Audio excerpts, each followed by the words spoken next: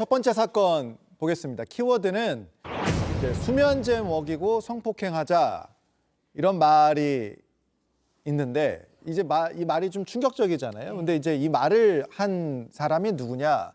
이제 어린 이제 남자 중학생들이 그 단체 대화방에서 저런 말을 이제 주고받았다고 해서 좀 충격적인데 그 경기도의 한 중학교에서 일어난 일에 대해서 경찰도 수사에 나선 상황이에요. 그러니까 그 같은 학년 남학생들이 여학생 한 명을 괴롭혔다 이런 주장이고 단체 대화방에서도 저런 식의 대화가 오갔던 걸로 알려져 있습니다. 지금 뭐 수면제를 먹이고 어떻게 하겠다, 진짜 하고 홈스쿨링 하면 된다 그러면서 뭐 막 이렇게 서로 웃는 그런 단체 대화방 내용도 있다 이렇게 알려지고 있는 상황인데, 자, 피해 여학생 측은 어떤 괴롭힘을 당했다고 주장을 하고 있습니까? 이게 애초에 피해를 당하게 된 경위부터 보면 네. 지금 이 피해당한 여학생은 폭행당한 친구를 도와주기 위해서 시작된 일이었거든요.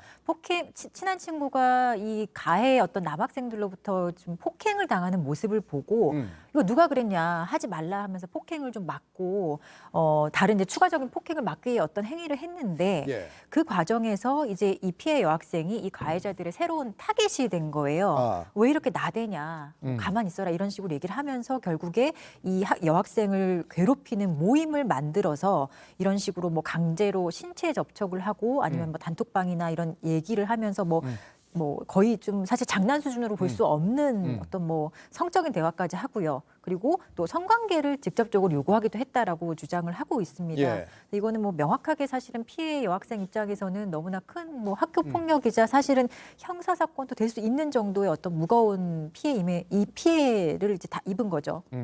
그래서 이제 학교 측에 알렸고 또 이런 부분들이 신고가 돼서 경찰에서도 사건이 접수된 그런 상황인데, 자, 일단 그 시작이 된 경위를 피해자 측의 주장대로 본다면 친구를 도와줬을 뿐인데 타깃이 나로 변경됐다 이렇게 주장을 하고 있잖아요. 네네. 그러니까 이 중학생들, 이 청소년들의 상황에서는 그 타깃이 변경되는 것, 그러니까 분노가 그쪽으로 옮겨갔다 이렇게 좀 볼 수 있는 건가요?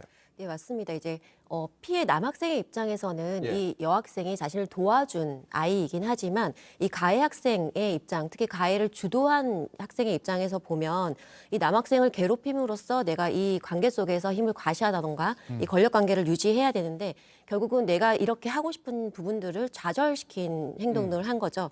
그러다 보니까 이 좌절에 대한 공격성이 이제 형성이 되게 되고 이것이 고스란히 피해 학생에게 이제 옮아간 이제 형태가 됐는데요.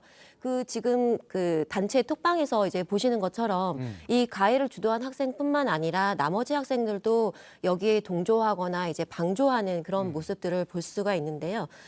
사실 이런 아이들의 경우에는 나도 혹시 뭐 여기에 동조하지 않거나 그랬을 때 또 다른 피해자가 될 것이 두렵기도 하고 그러다 보니까 이런 힘 있는 이런 집단에 소속되고 싶은 욕구가 있어서 실제로 이런 어떤 성폭행을 하자라는 이런 심각한 이야기에 뭐 크크크 하면서 장난식으로 이제 동조한다던가 그냥 방조하는 이런 일을 이제 벌이면서 집단성을 발휘하는 것으로 보여집니다. 저게 이제 뭐 실제로 하려는 것이냐 말만 한 것이냐 뭐 이런 부분은 모르겠지만 저렇게 대화를 나눈 것도 굉장히 좀 위험하지 않나 이런 생각이 드는데 어떻게 보셨어요? 네, 내용 자체가 굉장히 성인 성범죄를 이제 생각할 만큼 심각한 부분인데요.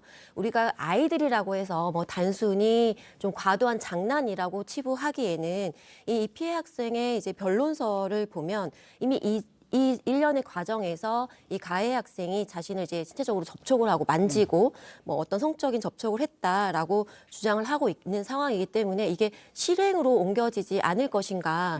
분명히 그 부분에 대해서는 단순 장난으로 치부하기에는 굉장히 심각성이 있다라고 느껴지고요.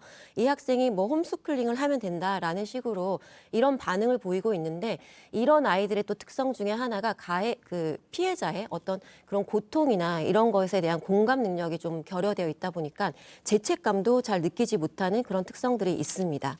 자, 그 학교에서는 이제 가해 남학생과 이제 남학생들을 등교 정지 조치를 하긴 했는데 이것도 좀 피해 사실을 접수하고 나서 좀 조치가 늦었다 이런 주장도 나오고 있거든요. 이게 즉시 피해 사실을 인지하고 난 후에 바로 분리 조치가 이루어진 건 아니고요. 한 접수하고 나서 한 닷새 정도 지나서야 이제 분리 조치를 했다라고 알려져 있습니다. 네. 근데 학교에서는 최초에 이제 피해 사실 접수했을 때에는 뭐 이걸 즉시 분리할 사안까지는 아니다라고 판단을 했다고 하는데 뭐 왜 이렇게 판단을 했는지도 좀 필요한 것 같습니다. 사실 이 지금 알려진 내용만으로는 이 즉시 분리 조치를 그 어떠한 사안보다 빨리 했었어야 할 사안으로 보이고 예. 실제 이 피해 학생 같은 경우는 이 분리 조치를 하지 못하고 있었던 이 상황 동안 이 가해 학생들과 마주치는 것에 상당히 좀 고통스러웠던 것으로 보이거든요.